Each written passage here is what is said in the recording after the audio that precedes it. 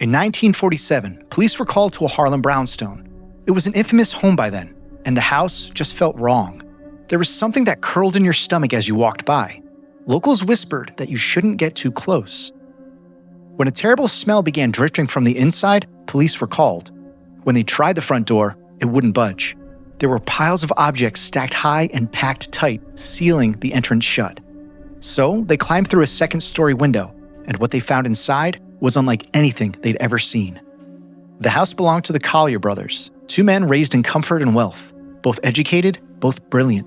Yet somewhere along the line, they slipped out of the world and shut the door behind them.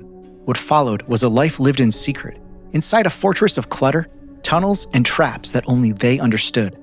This is the strange story of the Collyer Brothers, their hidden maze, and the 140 tons of stuff that turned their home into something they couldn't escape.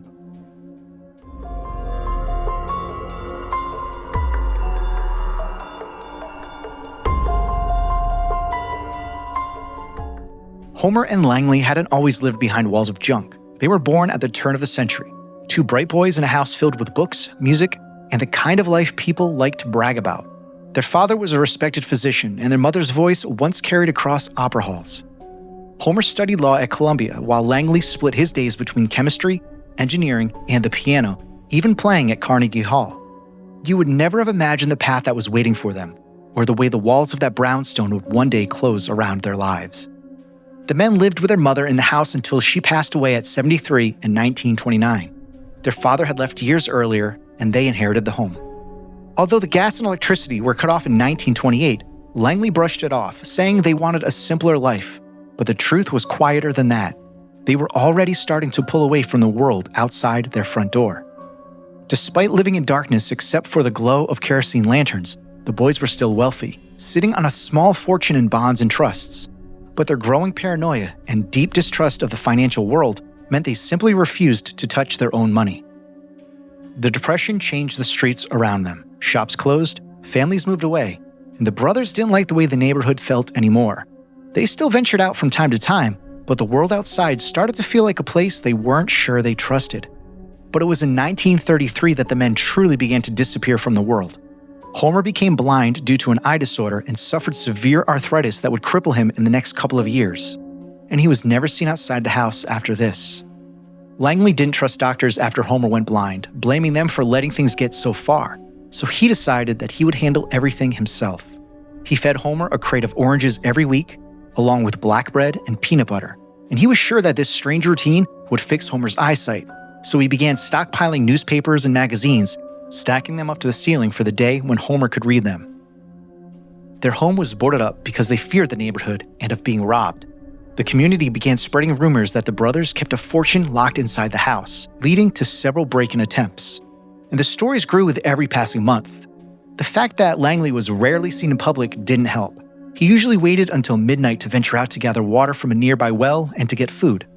Over the next decade, his earlier stockpilings escalated into extreme accumulation, amassing mountains of clutter that filled the house. He used these items to create mazes and booby traps, just in case someone was able to gain entrance to the house. Some of the things he hoarded over the years were 14 pianos, 2 organs, an x-ray machine, a car chassis, 25,000 books, baby carriages, rusted bicycles, a collection of firearms, and even a horse's jaw. It wasn't collecting anymore. It was building a world only he could move through. Langley's obsession with collecting these objects left the home packed with barely enough room to move. The men lived in small areas that they kept cleared, and reaching those spots meant navigating through Langley's mazes and avoiding his booby traps.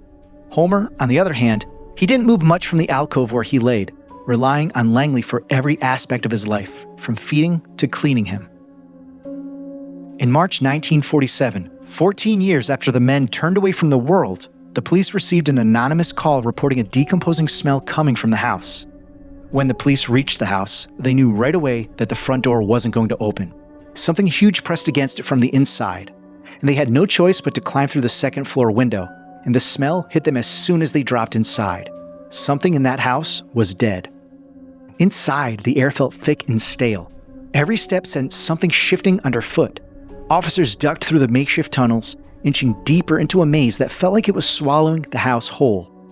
After 5 long hours of tunneling through debris, they found Homer. He had died due to starvation and cardiac arrest. For the next 3 weeks, a full-scale manhunt was underway for Langley, who seemed to have vanished. Meanwhile, inside the house, workmen continued the grim task of removing the tons of objects until one day, the search ended. A workman found Langley. He was inside one of the mazes, lined with rusty bed springs and bureau drawers. He was only 10 feet away from where Homer was found weeks earlier. Langley's body was covered by a suitcase, stacks of newspapers, and several metal boxes.